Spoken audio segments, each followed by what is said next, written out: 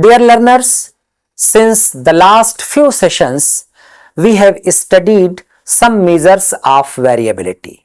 So, we have come to know what is range, we have come to know what is quartile deviation, we have come to know what is average deviation or mean deviation, we have come to know what is the standard deviation, and not only that, how range is calculated, how quartile deviation is calculated, how average deviation or mean deviation is calculated, and how standard deviation is calculated. So, we have learnt all these. Now, standard deviation is such an important statistics and it is such an important measure of dispersion or measure of variability that it is frequently used at so many places and so many times. So, in today's session, I would like to sensitize you people what is the significance of standard deviation, what is the uniqueness of standard deviation, how standard deviation is different from the other measures of variability, and not only that, at the end of the session I will try to give some conclusion that in which situation which measure of variability you will use, that is when it will be better to use range, when it will be better to use quartile deviation, when it will be better to use average deviation or mean deviation, and when it will be better to use standard deviation. So, let's start. Definitely, the moment my session will be over, you will be able to define the properties of standard deviation, significance of the standard deviation, uniqueness of the standard deviation, and how standard deviation is different from the other statistics. You will be able to know the merits and demerits of standard deviation also, and definitely you will be able to know when to use different measures of dispersion. Now, what are the properties of standard deviation? Remember, we denote standard deviation, we abbreviate it by SD and we represent it by a small sigma. So, what are the properties? The first property, if there is any observation with you and if you are suppose increasing every observation by 2 or you are decreasing every observation by 2. Remember what I am saying, that suppose you have 5 numbers in your data set, you have calculated its standard deviation. Now, you are increasing all the numbers in that data set by 2 or you are decreasing all the numbers in that data set by 2. So, in that situation, standard deviation remains the same. It will not be affected if you will increase or decrease the numbers in your data set by a constant value. This is one of the most unique properties of standard deviation. So, another property, if you see, standard deviation is never less than mean deviation or quartile deviation. So, remember, what is MD? And what is QD and how you have calculated? So, definitely in order to calculate mean deviation, what you did, first you find the mean of all the numbers which are there in that particular data set, then you subtracted mean from every data set and then you took the absolute value and divided it by total number and finally you have got the mean deviation. Similarly, quartile deviation, you arranged all the numbers in ascending order, then you found first the median of the whole data. So, that median divides the data into 2 parts, lower half and upper half. Then you calculated separately the median of the lower half, that is Q1, and then you calculated separately the median of the upper half, that is Q3, and finally you calculated Q is equal to Q3 minus Q1 upon 2. So, standard deviation will never be less than mean deviation and quartile deviation. So, you have taken the same distribution, you have taken the same data set. So, first you have calculated mean deviation, then you have calculated quartile deviation, and last you have calculated the standard deviation. So, you will find that standard deviation is never less than mean deviation or quartile deviation. This is another unique property of standard deviation. Another important thing, root mean square deviation calculated about a value other than arithmetic mean will always be higher than standard deviation. And coming to the fifth property, that's very important, that if you talk about the normal distribution,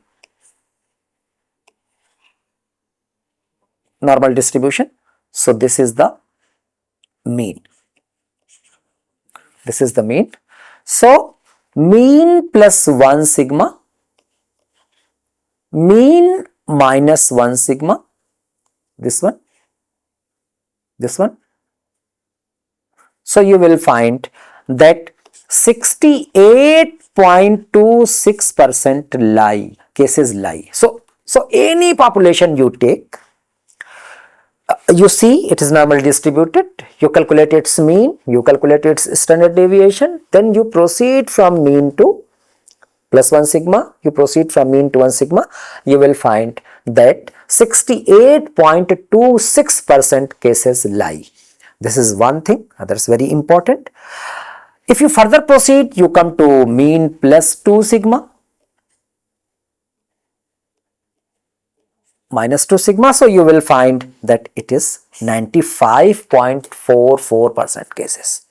If you move ahead, and if you are moving towards plus 3 sigma and minus 3 sigma, you will find that most of the cases of that population come from mean plus 3 sigma to mean minus 3 sigma, that is almost 100%, I mean 99.73%.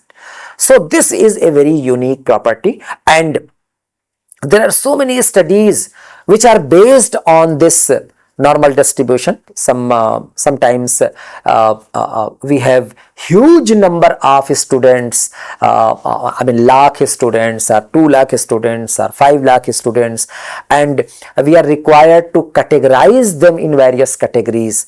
So there what we do, we use this criteria, that is first we calculate the mean of the whole population, then we calculate the standard deviation, and accordingly we categorize them into different categories. So mean plus 3 sigma best category, mean plus 2 sigma less than that, mean plus 1 sigma I mean average category, mean minus 1 above average category, mean plus 1 sigma, mean minus 1 sigma below average category, mean minus 2 sigma you can say poor students, poor category, and mean minus 3 sigma of course very poor category, I mean something like that. So by that way, this calculation of standard deviation in fact helps us in so many ways. The moment we take a big population or a big sample and we want to get some inference, or we want to categorize them in various categories, or we want to sometimes even know the level of the difficulty of the question paper, also there, I mean in those situations we frequently used mean and standard deviation, because this is the criteria on the basis of which we come to know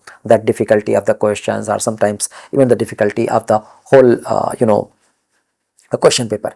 So in a nutshell, these 5 properties of standard deviation basically makes it different from the other measures of variability that we have studied earlier, that is range and average deviation or mean deviation, quartile deviation, so SD is different from these.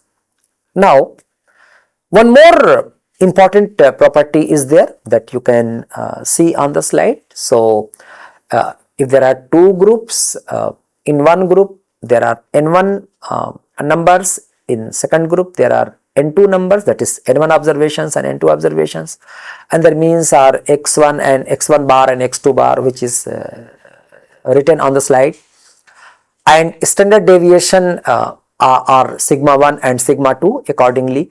Then the standard deviation of the combined group also can be determined. This is one of the beauties of standard deviation. So what I am saying, there are 2 groups. So group number 1 and group number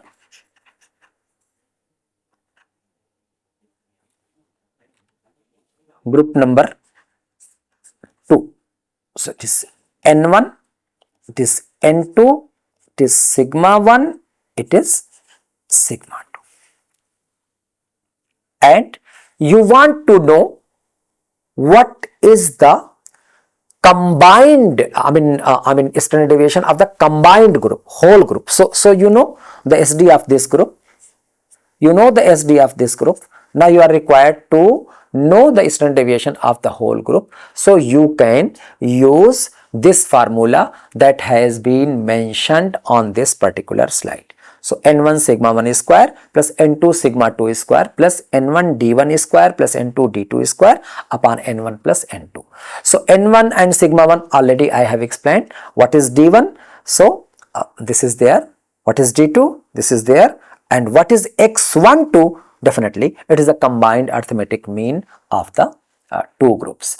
So this is one of the in fact beauties of the standard deviation. It is one of the important properties of the standard deviation. So by discussing all these properties, let's talk about the merits of standard deviation. So the moment we talk about the merits, it is rigidly defined. And here, don't take the word rigidly in negative sense. I mean, the definition of standard deviation, since we subtract the deviation from the mean and then we square it, and then we find the sum of all such squares, and then we divide it by the total numbers, and then again we take the square root. So by that way, its definition is complex, rigid, but that makes it most unique and in comparison to your range and your quartile deviation and your average deviation or mean deviation. It don't neglect, in fact, any observation in the series. So why? Because you have to calculate the deviation, and how you will calculate the deviation? You will find out the mean. The moment you will calculate the mean, you have to include all the observations. And not only that, the moment you are going to calculate the deviation, again you have to subtract mean from every deviation. So this standard deviation, the moment you calculate, it never neglects any observation in that particular data set or in that particular series. It is least affected by fluctuations of sampling. So fluctuations of sampling means what? Sometimes we get skewed situation.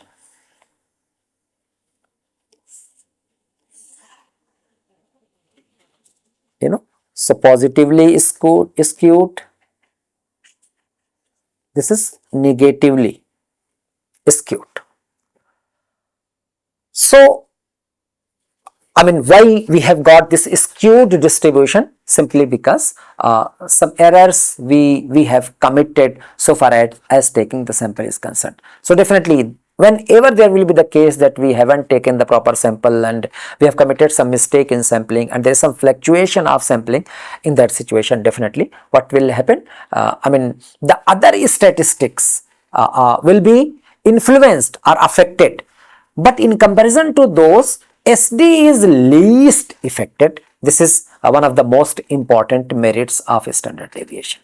And if you see in a normal distribution, in the previous slide I have explained that if you will move from mean to 1 sigma and mean to minus 1 sigma, mean plus 1 sigma and mean minus 1 sigma, so it covers 68.26%.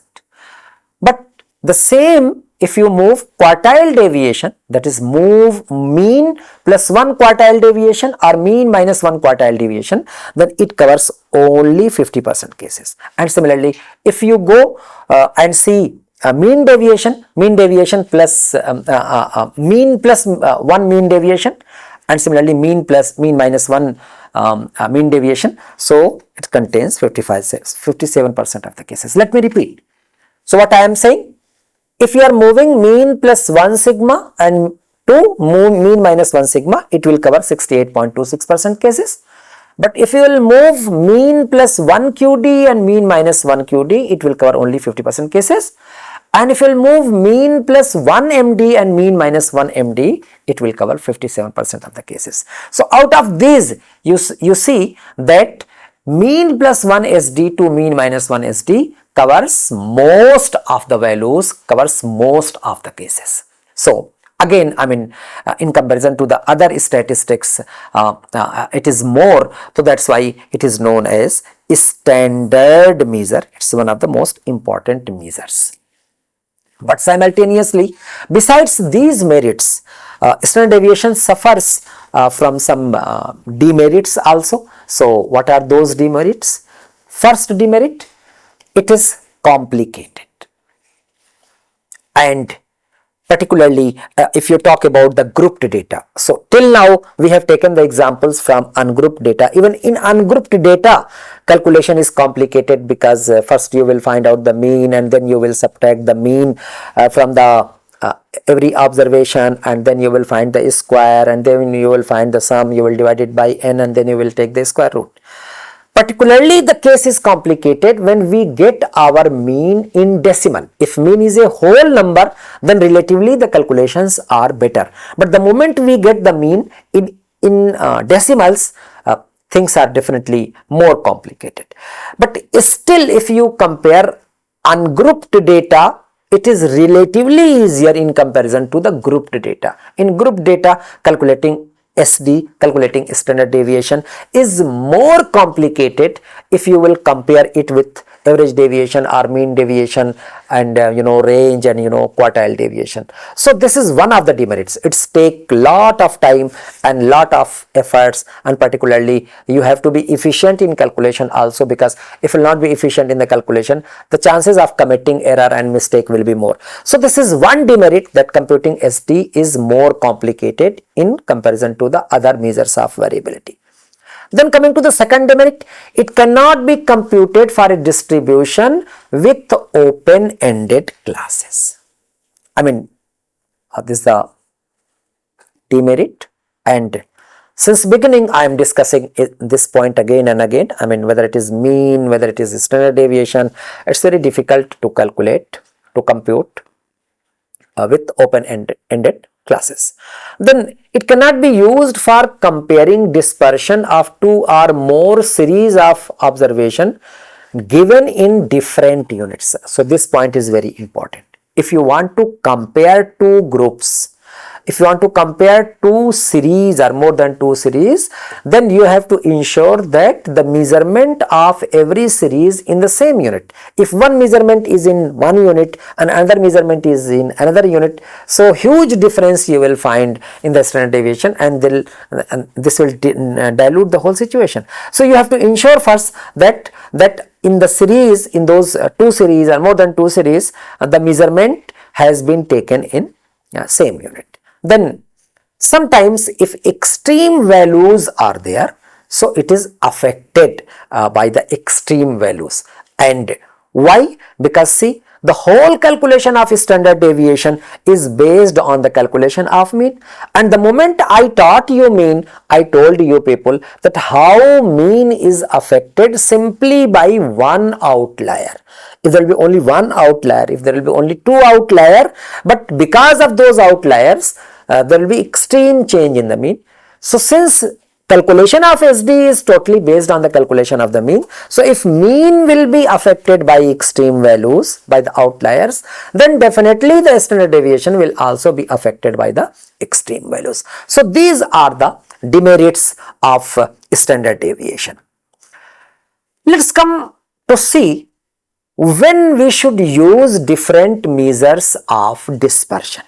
So in a nutshell, 4 measures of dispersion, 4 measures of variability I have taught you people. I started with range, then I came to quartile deviation, then I talked about average deviation or mean deviation, and at last I discussed standard deviation. So let's see when it will be better for us to use which statistics. So let's talk first about range. Range, quickest calculation.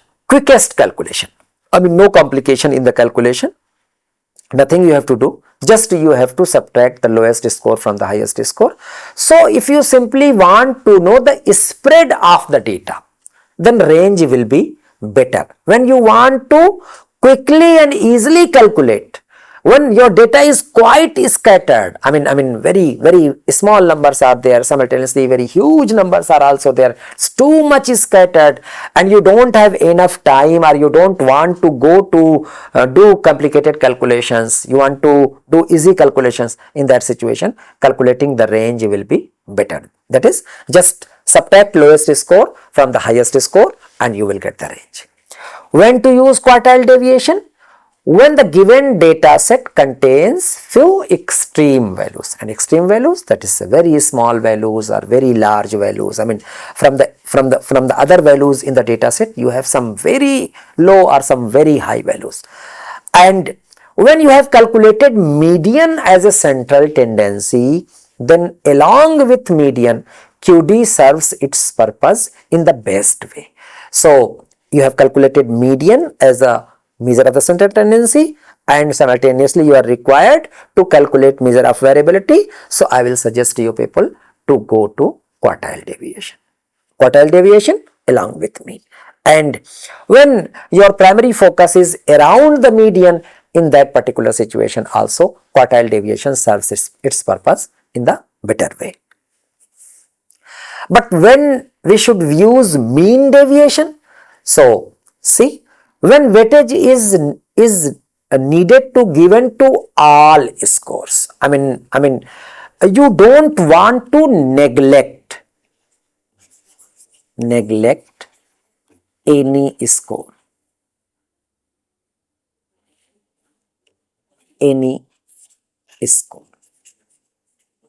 so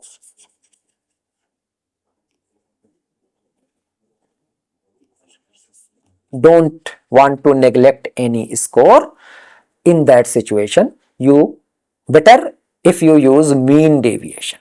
I mean weightage is given to every score, and when the distribution of the score is near to normal, I mean it is perfectly normal, and if it is not perfectly normal, then at least it is near to normal. In that situation, calculating the mean deviation will be somehow better. That is, this is the case. So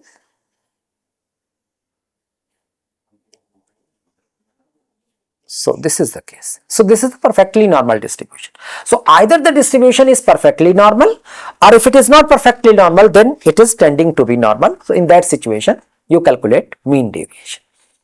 And when if there might be any such situation in which you think that if you calculate standard deviation and that standard deviation will be affected by extreme values, if you think this is the case, so in that situation also I will suggest that you calculate the mean deviation. And when you use standard deviation, when definitely you have calculated mean as the central tendency, mean as the measure of central tendency. So along with mean, standard deviation serves its purpose in the best way. And sometimes we are interested in calculating coefficient of correlation, or sometimes we want to know the significance of difference. So what does it mean? Suppose you are conducting a study and you want to know what is the correlation of study habit with academic achievement. This is a scenario. You want to know how these are correlated with each other, or is there any correlation between study habit and academic achievement?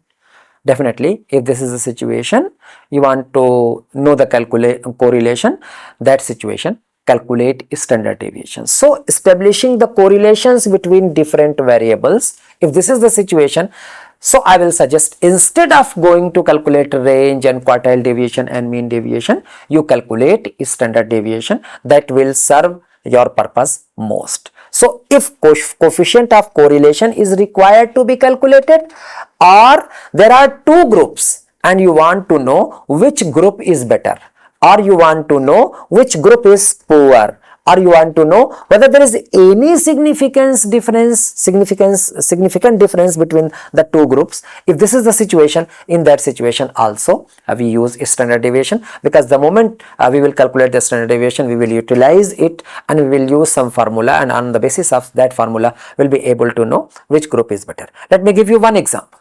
So in my class there are 30 students, and out of these 30 students, 18 are females, 12 are males. Now I want to know whether males have performed well or the females have performed well. So let me repeat, there were 30 students in my class. On the basis of gender, I categorized that class in two groups. male and female. Males were 12 and females were 18, and I wanted to know which group performed well. So what I will do, I will calculate the mean score for the males, male. I will calculate the mean score for the females. I will calculate standard deviation for this group. I will calculate standard deviation for this group. So for both the group, first I will calculate the mean, then I will calculate the standard deviation, and then there is one statistics that is known as t-test.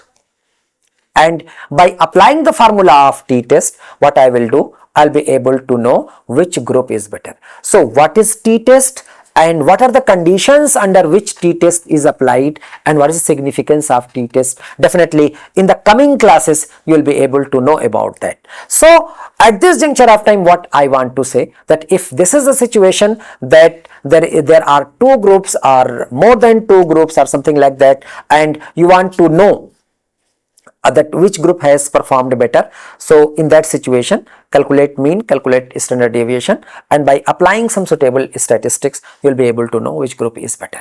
So in a nutshell, these are the situations under which we use range or average deviation or mean deviation or quartile deviation and standard deviation. Now this is the table. It's a comprehensive table, and through this table you will be able to elaborate the things in a better way.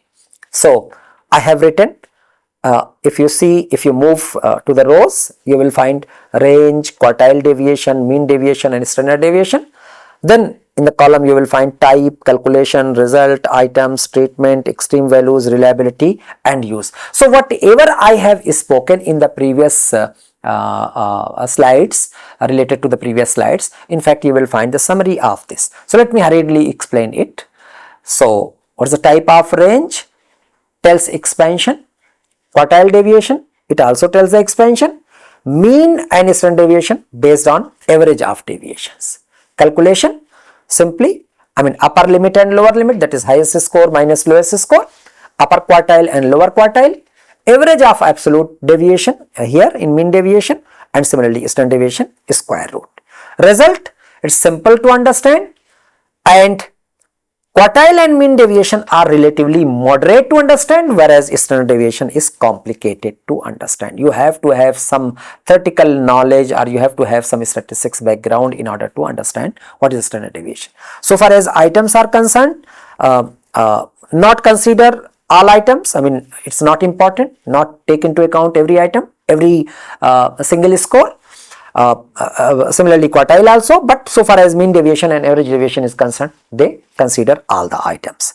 Treatment, range and quartile deviation and mean deviation also, up to certain extent, they are not suitable for mathematical treatment, but SD is suitable for mathematical treatment. Extreme values, definitely range will be affected, quartile will not be affected, mean deviation will be less affected, whereas standard deviation will be more affected. So far as reliability is considered, the range, quartile deviation and mean deviation will be less reliable and standard deviation will be more reliable. So what are the uses? Limited use of range, limited use of quartile deviation, limited use of mean deviation, but you will find in statistical analysis standard deviation is more used. So I have referred some books that you can see on the slide. I have referred in fact to two online resources as well. So if you want to know further more about these measures of variability, you can go through it. So for today it's enough. Thank you very much for listening to me. I will come with some other topic. By that time, take care. Thank you.